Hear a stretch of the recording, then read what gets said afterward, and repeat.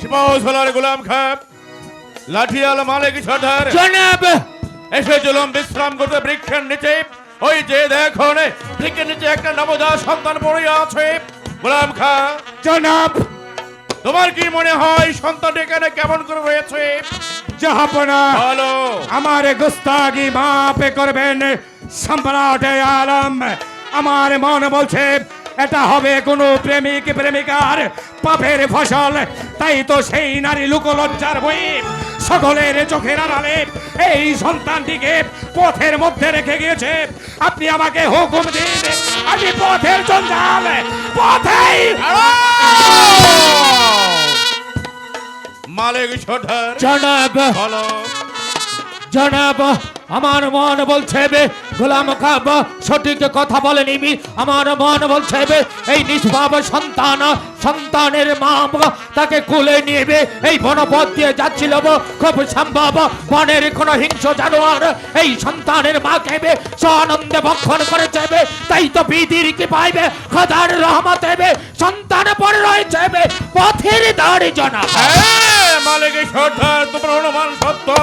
হয়তো দয়া হবে আমাকে ওই বৃক্ষে নিচে বিশ্রাম করছিল, বনের হিংস্র জানোয়ার তার মাকে খেয়ে ফেলেছে।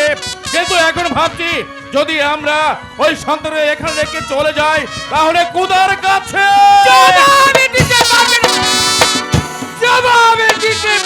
না।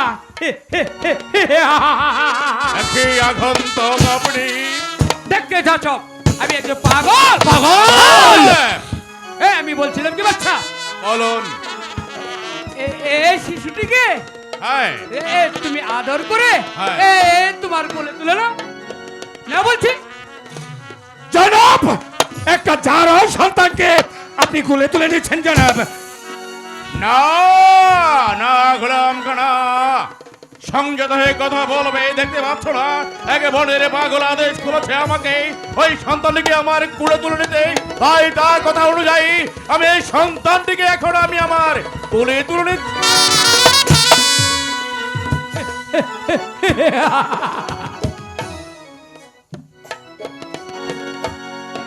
হ্যাঁ বলো। আমি ওকে কুলে তুলে নিলাম এখন। এ কি করবি হ্যাঁ বলো। এই সন্তানটিকে হ্যাঁ তোমার না না না এই সন্তানটিকে তোমার বীর বিখ্যাত লাঠিয়াল মালিক সর্দারকে দান করো, এতে তোমার মঙ্গল হবে। এতে আমার মঙ্গল হবে। হ্যাঁ জনাব, আপনি তো জানেন মেহেরবান খোদা তালাবা আজ পর্যন্ত আমাকে একটি সন্তান দেয়নি। খোদা মেহেরবান খোদা আমাকে পিতা ডাক শোনার সৌভাগ্য দেয়নি। তাই তো বলছি জনাব ওই পাগলের কথা মতো যদি ওই নিষ্পাপ সন্তানটি আপনার মায়ের দান করুন, আমি মিশরের সেরা লাঠিয়াল মালিকের সর্দার এই গহীন বন মাঝে দাঁড়িয়ে আপনাকে কথা দিচ্ছি জনাব, আপনি যত বিপদেই পড়ুন না কেন আপনার সকল বিপদে এই মালিকের সর্দার তার জান কুরবান করে দেবে। দিন না জনাব ওই পাগলের কথায় সন্তানটি আমার কুলে তুলে। বেশ দয়া হবে মালিক সর্দার, তুমি ওয়াদা করেছো ওই সন্তান তুমি লালন পালন করে পুত্রস্তে মানুষ করবে। তাই তো আমি ওই পাগলের কথা অনুযায়ী সন্তানকে আমি তোমার হাতে তুলে দিলাম।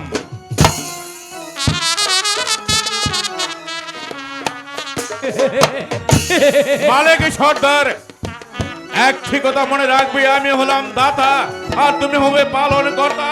এই সর্বদা যেন কথা তোমার মনে থাকে। ঠিক আছে জনাব, থাকবে।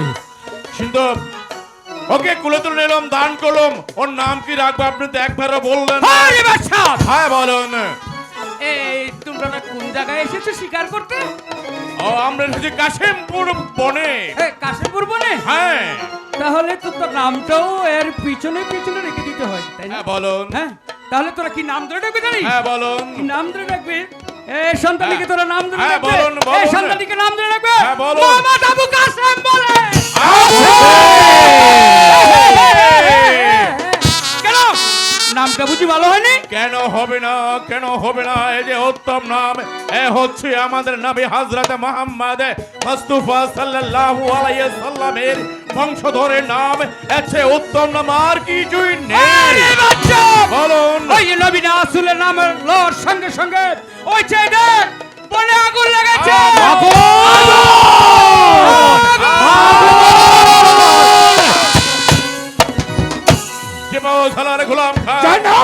লাঠিয়া মালিক সর্দার জনাব ওই বনের আগন্তক বনে মিলিয়ে গেছে, এখানে আমরা অপেক্ষা করবো না। যে শিকার এসেছিলাম যে শিকার আজ আমরা পেয়েছি, এর চেয়ে উত্তম শিকার আর কিছু হতে পারে না। এবার চলুন আমরা রাজধানী বিমুখে যাত্রা করবো। তাই চলুন জনাব, তাই চলুন। সেই সকালবেলা শিকার করতে বেরিয়েছে, কিন্তু এখন পর্যন্ত শিকার হতে ফিরে এলো না। তবে এতই বিলম্ব সে কেন করছে? আয়েশা ওই তো আমার স্বামী মনে হয় এসে পড়েছে। আয়েশা আয়েশা আয়েশা, এই চেয়ে দেখো আয়েশা, আমি ফিরে এসেছি। স্বামী, হে আপনি কার সন্তান নিয়ে এসেছেন?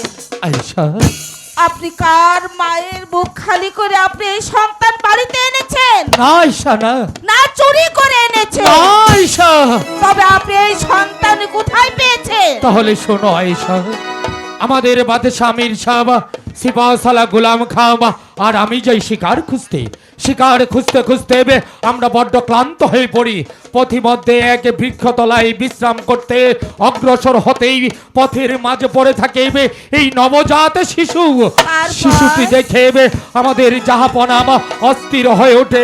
কোত্থেকে একে পাগল এসে জাহাপনাকে বলল এই শিশু সন্তানটি আমায় দান করতে। স্বামী, হ্যাঁ তাই তো। স্বামী, ওকে দিন স্বামী, ওকে আমার কোলে দিন। ঠিক আছে আয়েশা, এই নাও। স্বামী, এর কি নাম ধরে রাখবো? জানো আয়েশা, এই শিশু সন্তানের নাম সেই মহাপুরুষই রেখে গেছে। ওর নাম রেখেছে মোহাম্মদ আবু কাসেম। আবু কাসেম? হ্যাঁ আয়েশা, বাহ, খুব সুন্দর নামটি। ঠিক চলুন। বলেছ আয়েশা, এ নাম হচ্ছে আমাদের প্রিয় নবী হযরত মুহাম্মদ সাল্লাল্লাহু আলাইহি ওয়াসাল্লামের 23তম বংশধরের নাম। ঠিক আছে স্বামী, আপনি বড় ক্লান্ত, চলুন আপনি খাওয়া দাওয়া করে বিশ্রাম করুন। ঠিক আছে, চলো আয়েশা। আলিগড় আলিগড় আলিগড়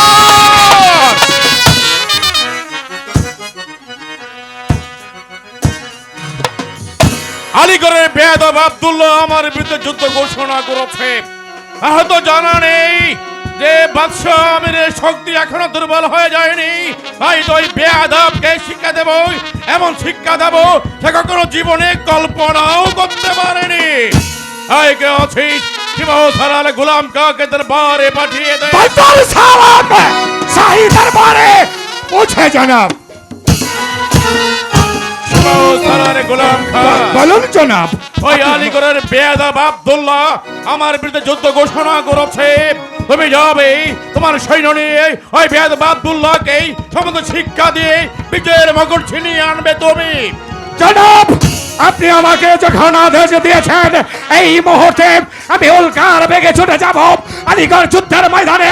সেখানে হাজার হাজার সৈনিকের মাথা ফাটিয়ে বিজয় পতাকা উড়িয়ে তারপর চলে আসবো আপনার শাহী মহলে। দাঁড়াও দাঁড়াও গোলাম খা, দাঁড়াও দাঁড়াও দাঁড়াও।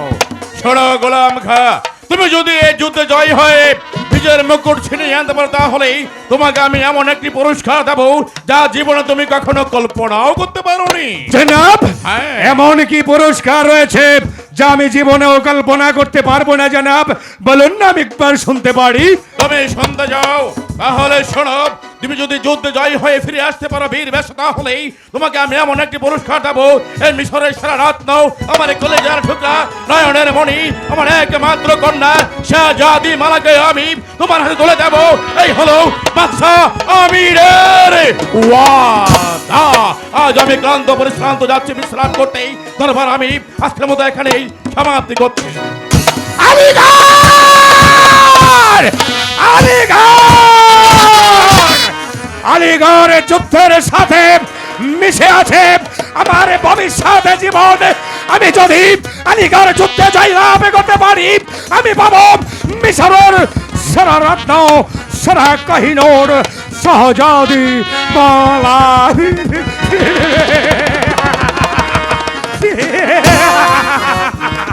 আলিগড়! এই তো যেমন করেই হোক আলিগড় যুদ্ধে আমাকে জয়লাভ করতে হবে। আমার জানকে বাজি রেখে আমি এখনই চলে যাব সেই আলিগড় যুদ্ধের ময়দানে। আব্দুল্লাহকে আমি তার উপযুক্ত শিক্ষা দিয়ে বিজয় পতাকা উড়িয়ে তারপর ছুটে আসবো এই মিশরের রাজধানীতে। তবেই আমার নাম খানে খানম মির্জা মোহাম্মদ গুলাম খা। সম্মানিত সুধী মণ্ডলী, সম্মানিত সুধী মণ্ডলী,